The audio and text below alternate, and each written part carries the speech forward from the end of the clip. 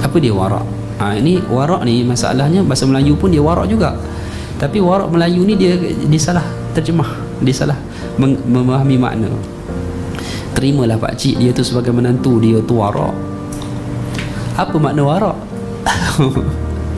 Itu bukan warak, itu soleh kan? Ataupun dia kata saya tengok artis tu dah alim lah sekarang. Itu bukan alim, itu soleh. Soleh ni orang yang apa? Ikut syarat mukmin, maknanya terzahir pada diri dia itu tanda-tanda dia orang baik, soleh. Maknanya kita nampak dia ni cakapnya baik kan, sampai waktu dia solat, dia hormat orang tua, itu soleh. Jadi kalau kita nak recommend orang, kita bagi tahu dia tu insya-Allah lah orang soleh. Tapi bagi masyarakat Melayu pula orang soleh tu besar sangat istilah dia. Terbalik habis kita dengan Arab ni ya. Belajarlah bahasa Arab sikit-sikit kan. Jadi soleh. Alim ni orang yang alim, berilmu. Adakah mesti orang alim tu soleh? Dah juga. Saya pernah pergi Indonesia, Makassar. Makassar ni kalau tuan-tuan pernah pergi, masjid dia hebat. Satu macam Arab, macam duduk negara Arab. Yang kedua dekat-dekat, khutbah dia berlawan-lawan macam Arab lah. Dan imam dia power-power semua. Dulu saya dengar lah yang saya pergi ke Makassar tu, Sulsel, Sulawesi Selatan. Saya pergi dengan kawan saya belajar Mesir kat Indonesia. Saya pergi sana, umat masjid banyak, rumah dekat dengan masjid, speaker tu betul ke arah masjid. Saya solat maghrib, lepas tu kita duduk jamak sekali lah, selesai lah jamak, lepas tu isyak tu kita tak pergi dah. Duduk kat rumah tu dengan kawan saya, dengan abang dia lah. Abang dia pakai seluar pendek, separuh paha nampak, seluar pendek.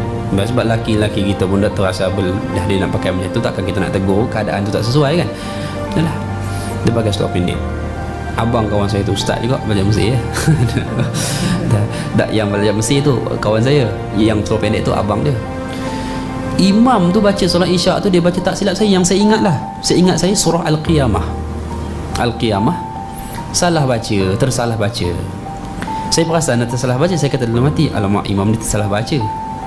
Saya tak cakap apalah.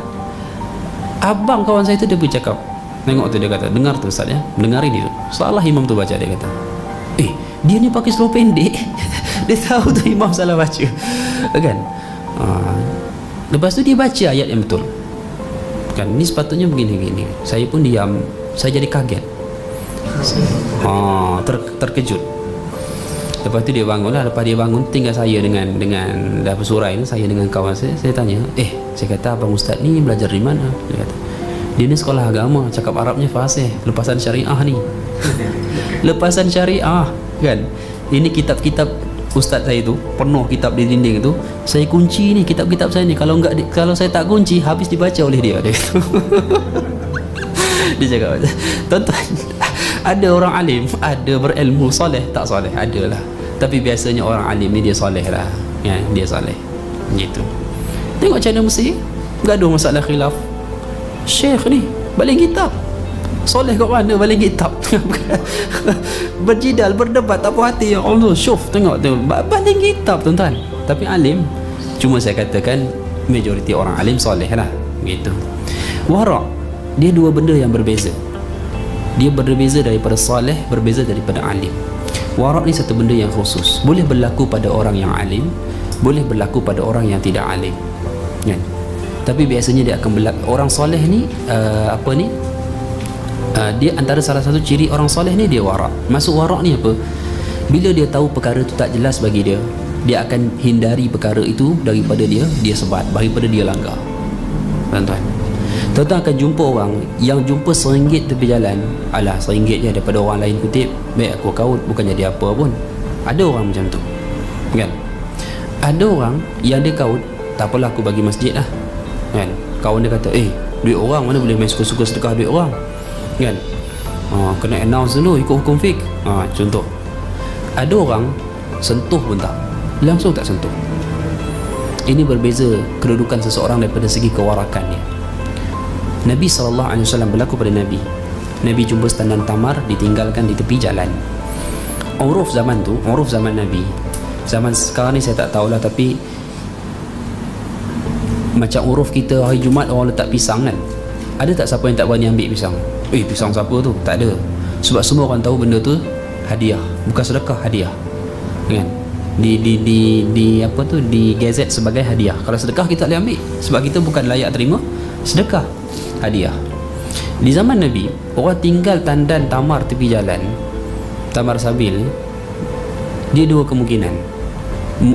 Mungkin orang tu sedekah, mungkin orang tu hadiah. Siapa-siapa lalu ambil lah ya. Tapi biasanya hadiah lah, sebab sedekah ni biasanya dia akan beri kepada golongan tertentu. Macam ada orang bawa tandan tamar tu, dia bagi ke ahlu sufah. Ahlu sufah kan orang yang layak terima sedekah kan, bagi ahlu sufah. Yang sampai Nabi tegur kan, sebab ada yang bagi tandan yang tak elok, yang tak boleh jual kan.